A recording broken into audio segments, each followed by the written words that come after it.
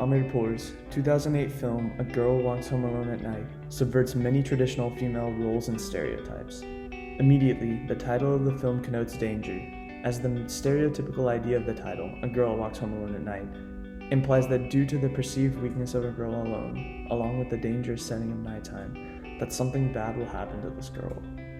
However, the film quickly subverts this perception through the power of the main character, a female vampire. Amirpour turns the traditional perception of vulnerability for a young girl alone on its head, since her vampire abilities allow her to easily kill anyone who she crosses. Judith Butler's Gender Trouble emphasizes the importance of representation within media, claiming that representation serves as the operative term within a political process that seeks to extend visibility and legitimacy to women as political subjects. And, on the other hand, representation is the normative function of a language, which is said either to reveal or to distort what is assumed to be true about the category of women. In other words, representation takes on two meanings for Butler: an operative term for increasing political visibility and legitimacy to women, and a function of language which either emphasizes or challenges assumptions about women and femininity. By subverting the audience's assumption of the title, Amirpour challenges the portrayal of women in media. Another key aspect of representation in this film is the role the vampire plays in comparison to the other women in the film. She takes on a sort of vigilante role typically reserved for male characters like Batman, and uses her power to fight against male characters who take advantage of other women. Saeed, a drug dealer who takes advantage of women, is killed by the vampire.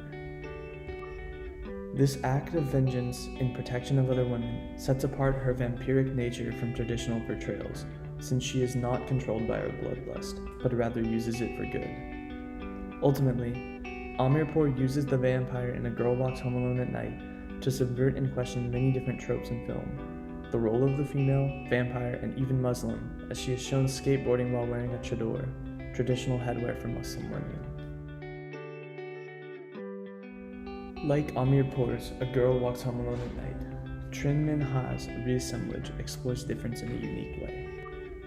Her documentary-style footage of the Serer people of Senegal caused controversy over the validity of someone from a different culture and race documenting the lives of other cultures. However, her documentary style broke many conventions of traditional documentation, since it lacks narration and merely provides a montage of images, sounds, and music from the Serer people. Trinh explains that the goal of this minimal documentary style is to speak nearby rather than speak about the Serer people. This distinction provides the basis for her idea of non-apartheid difference. To speak about a group implies a hierarchy of power, while speaking nearby suggests mutual respect. Trinh explains that hegemony works at leveling out differences and at standardizing contexts and expectations in the smallest details of our lives. In other words, authority figures create hierarchies and enforce conformity of its subjects by standardizing contexts and expectations in our lives. Through her experimental documentary style and Reassemblage, Trinh breaks this apartheid idea of difference by subverting the idea of correct cultural filmmaking, which implies that Africans show Africa, Asians show Asia, and so forth. She argues that difference can be viewed separately from the traditional apartheid idea of difference as a tool of segregation to exert power on the basis of racial and sexual essences. Instead of this idea, Trinh views difference as a tool of creativity to question multiple forms of repression and dominance. In addition to presenting a non-apartheid idea of difference in Reassemblage, Trinh accomplishes speaking nearby through her unique approach to this documentary.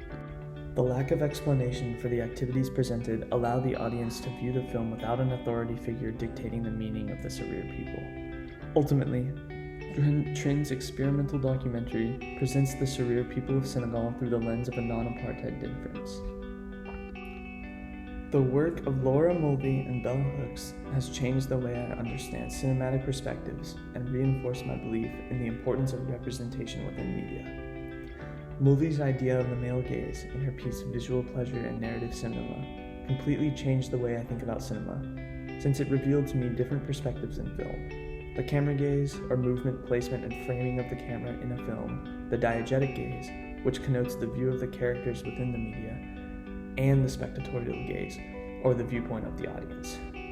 Each of these perspectives provides a different connotation of the film, and each warrants their own individual analysis within films. The movie furthers her point by explaining that the determining male gaze projects its fantasy onto the female figure. Basically, the male is the determinant or subject within film, while the female is the image or other.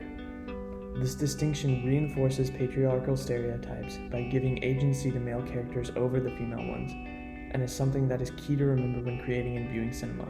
Which of the characters hold control, from the perspective of the other characters, the camera, and to the audience. Bell Hooks also greatly influenced my perception of cinema in her work, The Oppositional Gaze, by both furthering and critiquing movies' ideas of the gaze. Hooks' idea of the oppositional gaze, or to approach cinema from a foundation of opposition to its representation, gives Black people spaces of agency and allows the gaze to be a site of resistance for colonized Black people globally. For me, theorists like Mulvey and Bell Hooks have re-emphasized the importance of representation in media and revealed how portrayals of marginalized groups in film reflect the treatment they receive in real life.